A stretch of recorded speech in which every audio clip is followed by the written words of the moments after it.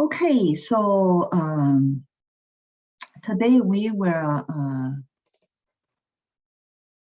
start to learn new concept in new unit. Okay, so it's regarding exception.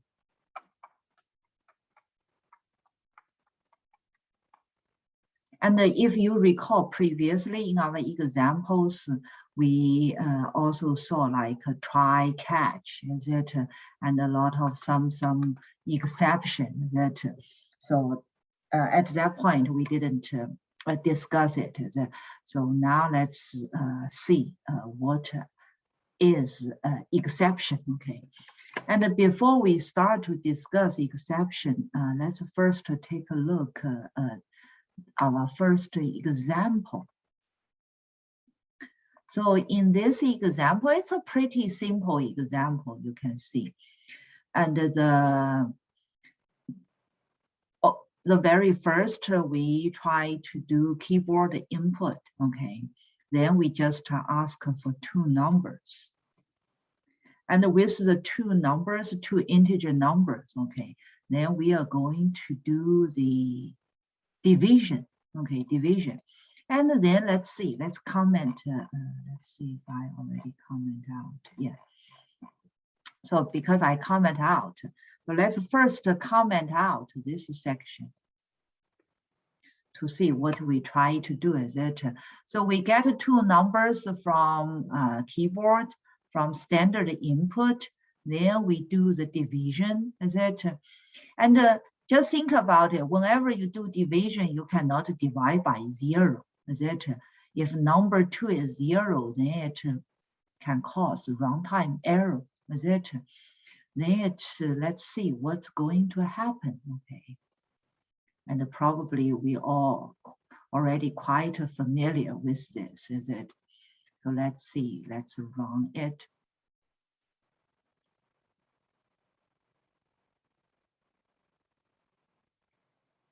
And then I'm going to enter number. Suppose first number I enter the 9. Second number, suppose let's just try the problem cases. Okay, 0. Then did you see? We said that it's going to cause runtime error. Is it? So what over here is some red error reporting. Is it? And error reporting over here, it says some exception happened. Is it? And over here, something looks like this: java.len.arithmetic exception. That's a divide by 0. Is it? So, and it also gave us which line is wrong. Is it? So over here, it mentions the exception and the arithmetic exception. Okay, so that's what we will learn today.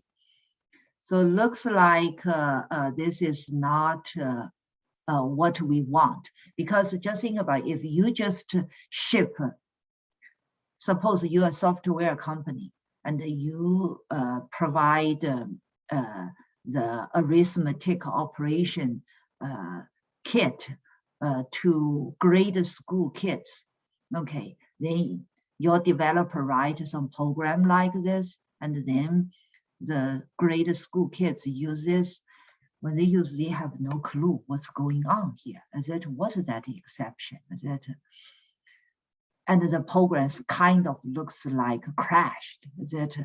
So this is not what a user expect this, is it? So let's see if I comment out this. So that's not a good coding practice, what we just did, is it? And so if we want to fix the problem, is it, we can try with this, is it? So you do some thing to prevent that kind of error, is it? To fix the runtime error. Then you say, okay, if the second number is not 0, you are going to do division, is it? Otherwise, you give some hint, is it? You give some prompt. It says, okay, divisor cannot be 0, is it? Then the grade school kids will know, oh yeah, I cannot divide 0, they teach that, okay?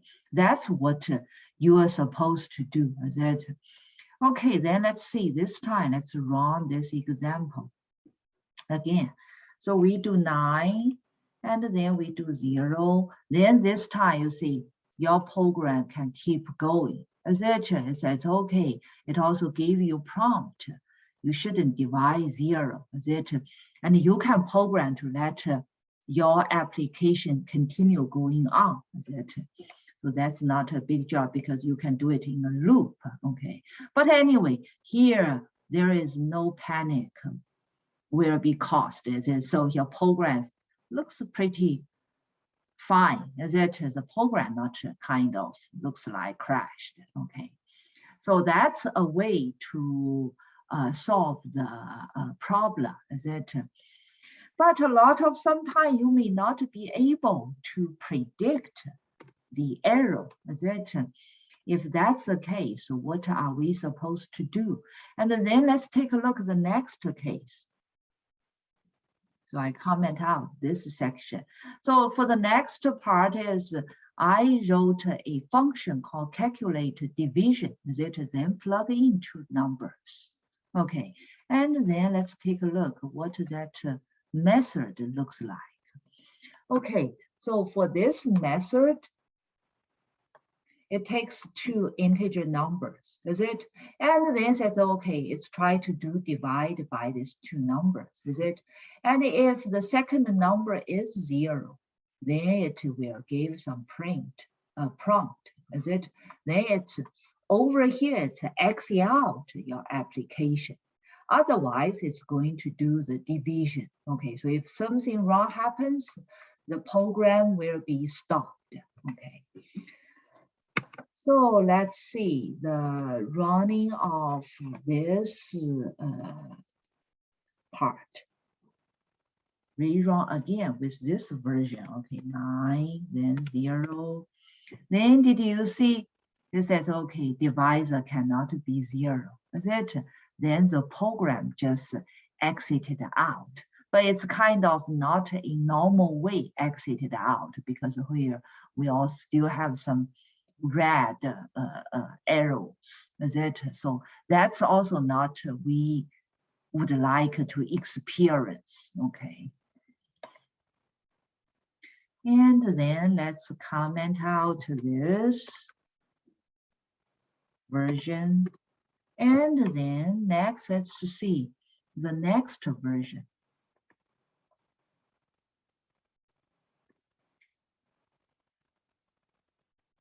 For the next version, if you take a look, over here, it's kind of still doing the calculation, but it's a different method. Okay, we are going to take a look at that method again. It's called calculate division 2, is it? And then it's try to output the result, is it? But this time, this part of task, you put it in a block, is it? And start with a keyword called try, is it? So this kind of block, we call it a try block, is it? After this try block, you have this keyword catch, is it? And within the catch is, looks like a function, is it? Within it, you plug in some kind of exception. Is there some kind of exception? And then you do something, is it? So here output is that catch some exception, is that? And so here you have another block, is it? So this try and catch keyword, we call it try catch block. Okay, try catch block. And this one is finally, So finally, as anyway, no matter what, it's going to be executed. Okay, so anyway, so what this try catch block, then it means is if everything is all right, suppose if first number is 9, second number is 1, then it's going to do division correctly. So it will move on to the next statement. Then this segment will not be executed. So it will complete this section and then move to the finally block. Okay, so that's the normal case. So if no error, it will do step by statement, but it will skip catch block. Okay, then it will move on. Okay, so that's the normal case. And but if you do 9 and 0, okay, then there will be an issue, is it?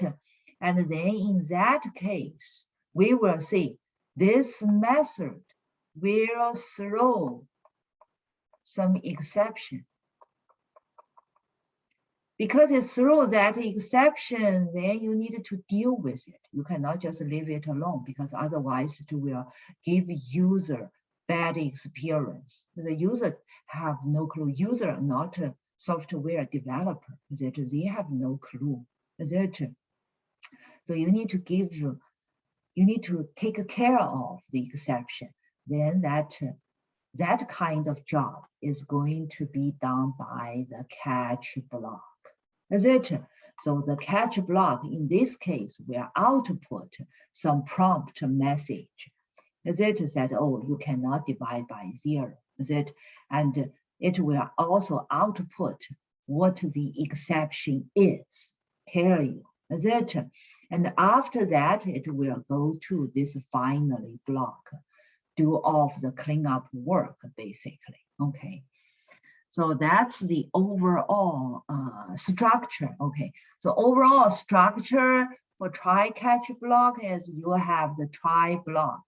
So remember, whatever the statements that you think is going to be normally executed, then you put them in the try block. Is it? And of course, error can happen. And the error happen, then you need to handle it. Whatever you want to handle, then you put them in the catch block. So this is, and it's always try catch, they pair together, okay? So you put them in the catch block, then it will handle exception. To make your program run smoothly, okay? Not just be terminated abruptly with no clue. Is it? And after that, you can have the finally block. So finally block is you do some cleanup work, continue your program, then you can put it here. Okay. So this is general structure about try-catch block. Then let's take a look. The second calculate division method. For this method, let's take a close look. So this part, nothing new, is it? So this is a class method because it's a static method. Is it? Because we have the keyword static. Okay, it's just take 2 integer parameter, but it has this part. Throw exception. Okay, it says throws arithmetic exception. Okay, so this is new. So basically, this method throws exception.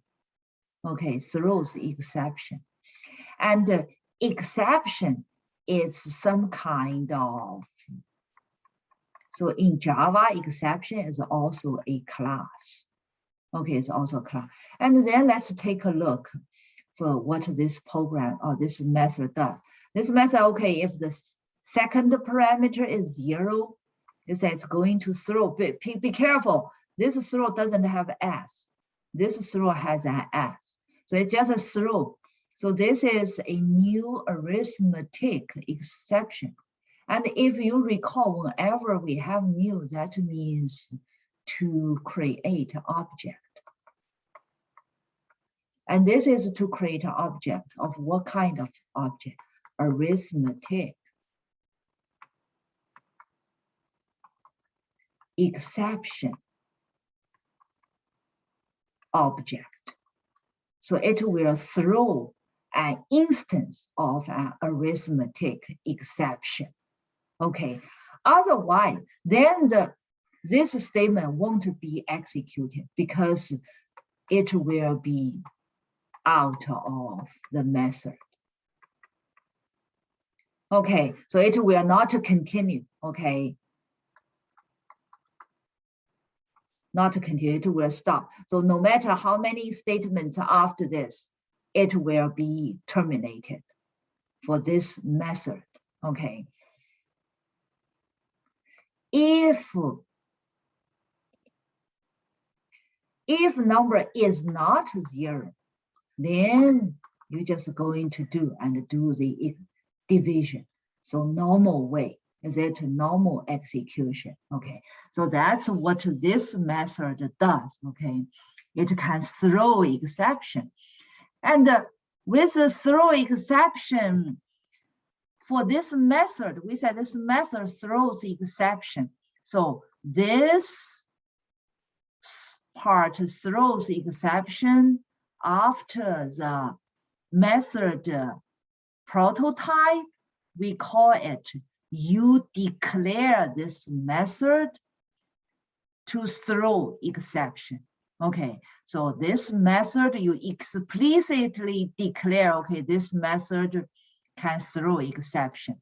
And if you do this, then within your code, is it here, you throw an exception object. Okay, so these two matches with each other. Okay, and later on we will also see this arithmetic exception basically it's an unchecked exception. Okay, for unchecked exception, then it's not mandatory that you need to write a code to take care of it, to catch it. Okay, it's not mandatory, but you better still take care of it to catch it. Okay, so we understand. So this method is it, we just see, this method can throw exception. And that because over here, if you input 9 and 0, and because it is 0, if you recall, it says if a number 2 is 0, then it will throw new that arithmetic exception. Is it? Because that exception is going to be thrown. Is it? So that's why it's going to jump to catch block. So it will skip no matter how many more statements you put in the try block, it will not continue. Is it? Because that method, it's already out of that method and throw a exception. And that exception is going to be caught by the respective. And this catch, this arithmetic, it matches. It must match the exception. Is it? Match because you threw arithmetic. If it threw another one, like index out of range exception, then it won't be catched. Okay, won't be caught. So the exception must match whenever you do catch. If it cannot find them, it cannot be caught. Okay, cannot be caught. Okay, so that's and over here is that we do put the try catch block to take care of that exception. Okay, then we kind of understand is it. So next, let's take a look at the running result of this part. And then let's see, we enter 9, then 0. Then did you see this time, even though there is that exception, is it? And it said, oh, catch exception. The integer cannot be divided by 0, is it? So user will get a prompt from this explicitly message, is it? And it also tells us what kind of exception. Okay, it's arithmetic exception, is it? After it, it can continue. So no red runtime error ever occur. So your program runs very smoothly, is it? There is no abrupt termination of your program, okay? So give user a good user experience, okay? So that's regarding this case. And then, so we kind of see the exceptions. So let's comment out this part.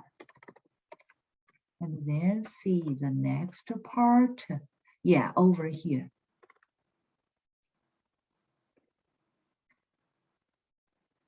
Then this time I just call calculate division 2, like the previous calculate division example. I didn't put it in the try-catch block. Is it? Then I'm just trying to let it run. And you can clearly see the program itself, no complaint at this point. Is it? No complaint. So no complaint. We should say no complaint on compilation. Is it? So far looks good, the program, is it? And then we can run, okay? Let's run it. Then I enter 9, then I enter 0. Then you can see, even though the program, the application itself not get complained, but when you run, is it? We have those red arrow message. Is it that some exception happens, and it also clearly tell you where the course is in this case. Is it in this case? So the application itself sounds okay, but it's during the wrong time. Is it? The exception occurs. Is it? And there is no handling. Is it? The program didn't handle it. Okay, didn't handle the exception, the runtime error. Is it? The program didn't handle it. So even though the application is okay, but user will not have good experience. So nobody wants to buy this kind of software, right? Okay, so looks like this is not a good design, okay? When your method throw exception and you don't handle it, but it's acceptable, okay? It's acceptable, but not a good software practice, okay? And what is the next section? Let's see, the third method. Okay, for the third method, let's see, it's calculate division 3, is it? And division 3, then this time, this method itself, we don't have the exception declaration. So no exception declaration for method definition. Is it? But within it, if you see, oh, if the second number is 0, then you can still throw exception. So that's also fine. Okay, so a method can always throw exception. Is it? And this exception, why we can do this is because it's unchecked exception. This arithmetic is unchecked exception. So there is no need to declare the exception for the method itself. Okay, there is no such need. Okay, no such need. So the difference between this version and our previous version is previous for the method prototype, you throw the exception. Is it? That's because this is unchecked. And if it is checked, then there's a different story. Okay. But anyway, let's go back to take a look at coding the exception 3. Okay. This part, let's comment out this part of code. So this time, what we do is we call that calculate division 3. Is it? That division 3, it didn't declare exception, but within the method throw exception. Is it? So we can still put them in the try-catch block. Is it? Because it's through arithmetic, so here we match whatever the exception it catches. Is it? It can catch. And the finally, so same as before. Okay. And then let's run this case. Oh, and then let's find the first number and type the second number.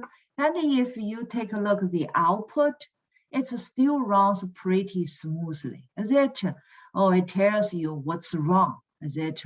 With your input. Is it? So it's also fine in this case. Then let's comment out this part.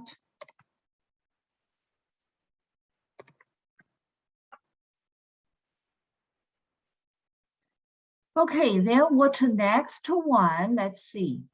It's regarding some file handling. Okay, so this get fluid is try to read a file. So let's take a look. That get fluid. Okay, that is this method, get fluid, just some file name. And for this method, it also declare a exception called file not found exception. It's a file not found exception. And because sometimes if you want to open file, if the file doesn't exist, or if you provide the wrong path, you cannot find it to open, is it? So that's why. So later on, we will learn file processing. Okay, so temporarily, let's just use it. So normally when you use a file, you need to associate the file name with a file object. So you create a file object, is it? And the file may not exist. So if file doesn't exist, then you throw this file not found exception, is it? If file can be found, then you just take some input from the file, is it? And do extraction, is it? Do tokenization to get something from the file. And after you finish the file, you close the file. And in this case, we want to return some integer number from this file, okay? So anyway, so that is what this file try to do, is it? Or this method try to do. And then for this part, because this get through exception, so we do a try-catch block as before, is it? And we can run it and take a look.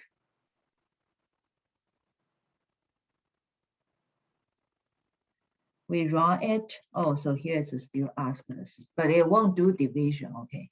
And it just get the number from the file. So it runs pretty smoothly, is it? And let's see if we can try to see something Let's try do this. I put a curly brackets here and I comment out. Okay. If you recall, for the calculus, for the calculation division 3 and the calculate division 2, is it the two method? If you do close comparison within the brackets part,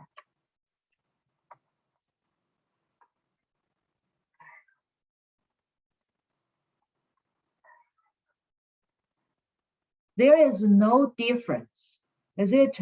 So method body are the same, is it? And just for the first, you also declare. So over here, we declare exception. And over here, in this case, we didn't declare exception. But looks like for this arithmetic exception, that is fine. Okay, if you don't declare, is it? So for arithmetic exception, so no need to declare. Is it for the method to use it? So both ways are fine. Okay, and then for the fruit.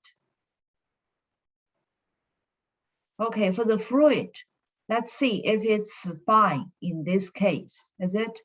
Where did I? Hold on. Oh, they're not get. I just call get number or get fruit. I should call get fruit. I'm sorry. Okay. Not, I shouldn't do something on this one. Sorry. Get fruit. Should be on this one. Okay. Should be on this one. Suppose I add curly brackets here. I comment out this is through. Then I save it. And if you take a close look, if you take a close look here, is it? So no exception declared, is it? But in method body, we throw exception. And this time, this exception is another kind of exception. It's called file not found exception. But did you see that here we have the red line, and here we have the arrow. Is it? It reports arrow. Then let's see. So we'll see here. So here it says unreported exception. It said it must be caught or declared to be thrown. Did you see? Oh. So here, the program itself has arrows. So this arrow, so the program cannot pass compilation. So we have compilation error. Is it? It says exception not caught or declared to be thrown. Is it? Even though you say here I throw, no, but you didn't declare to throw. Okay, so why this file not found exception is different from that arithmetic exception?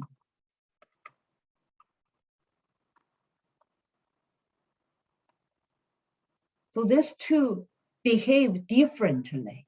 Is it? It's because this file not found exception is called checked exception.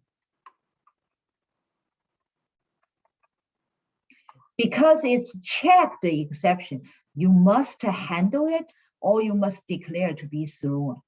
And this arithmetic is unchecked exception. Because it's unchecked, so you don't need to declare or you need to handle it. Previously, we also see you don't need to even using try-catch block to handle it. That's it. So that's the difference between these two, okay? So for checked exception, be careful, okay?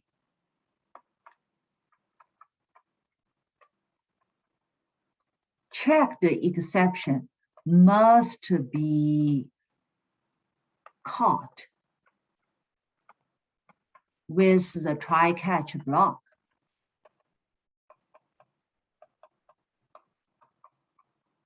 Or you must declare it to be thrown. Okay, so anyway, so you must handle it somewhere.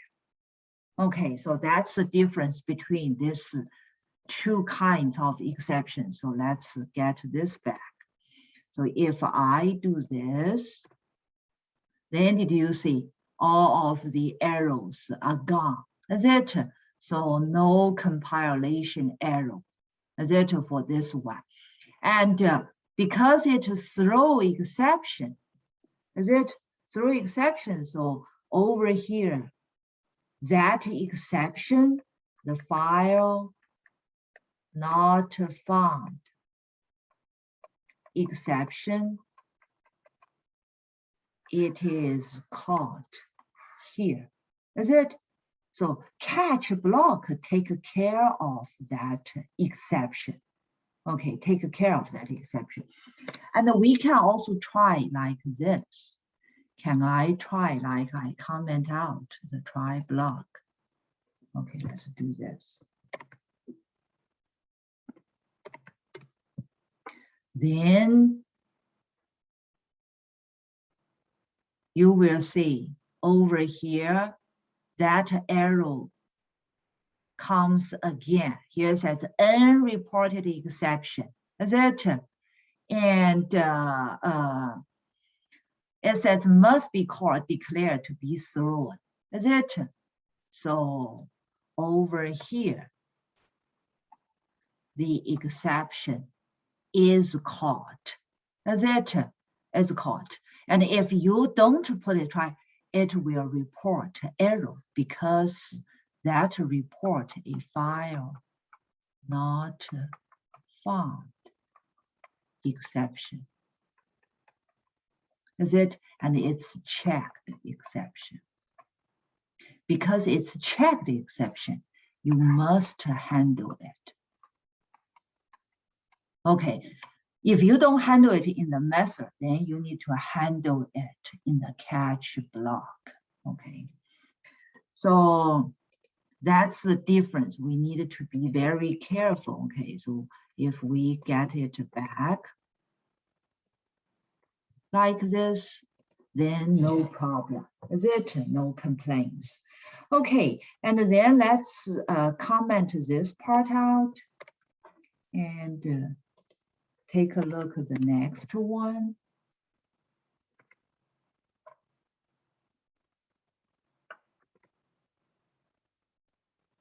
And this time, let's see. This time we have, within the try block, we have two methods called get number, and the second one is calculate division, is it? And if you take a look at the try block, and for the catch block, it has one catch block, it has two catch, has another catch block. So the try catch, you have one try,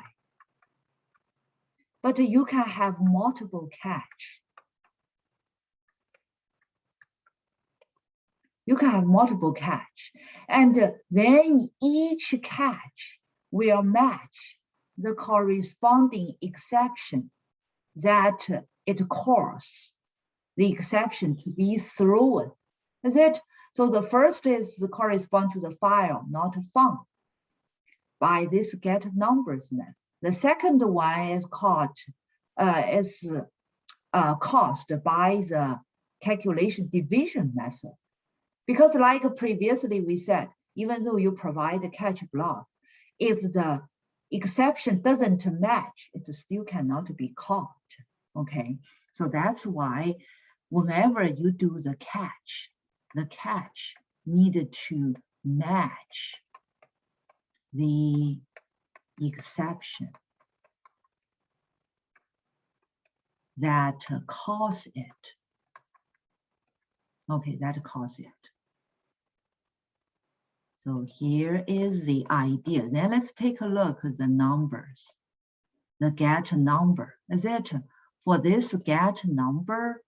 We already see because here it involves file handling and a throw file, throw check the exception. Is it? So you do declare the exception. We declare it also. Is it? And when we do the number division, oh, this is just the get the two numbers. Okay. This is just get the number. And then when we do this, calculate this division 3, is it? This can throw exception, is it? And this is throw arithmetic exception. And it doesn't specifically here declare that exception. But because here to throw, is it? That's why over here, you can still do the catch because that matches the exception that it throw. Okay, so this section just shows us that you can throw multiple exception in the try block, and you can then let the respective catch block to catch the corresponding exception. Okay. So we can run it and take a look at the result. And then let's see, 9, 0, is it? And here it says, okay, it can catch the exception, is it? So it runs pretty smoothly, okay? So that's regarding this case, okay, this case. And what the next part is get fluids. Get fluids 2. Get fluids 2, okay. And so probably let's wait until this part I'm going to discuss on Friday. And before we still have some time, and I would like to explain some other concept here. Okay, here, yeah. Okay, so the example we discussed is that we saw exception. So let's take a look at the overall picture about exception in Java, okay? And here it gives us the architecture regarding the Java, okay, hierarchy. So we all know object is root class. Is a root class, okay. And this is a interface. So some throwable, comparable, clonable, is it? It's all regarding some interface, throwable. And then under it, so both arrow and exception, is it? The implements the throwable interface. Okay, so this is class. This is also class. And this is concrete class. Exception, okay. And for exception, it has some subclass. So we already learned inheritance. Is it subclass? It can has like IO related, input output related, and a runtime exception. Okay, and for runtime exception, then under it we have subclass. And here we have arithmetic exception. We already saw, is it? And like for array, a lot of time, array out of bound, index out of bound exception, is it? It also belongs to runtime exception. It can also has illegal argument exception, is it? The method you pass wrong argument, is it? And also null point exception, is it? All of those and a lot of more, is it? And we can check the Java official document to find the complete set. But anyway, all of those are under a runtime exception. And there is another category called error, is it? And error, you can see it's some linkage error, virtual machine error, and some other kind of error, is it? So that's another category, okay, of throwable. And then next, let's see more discussion.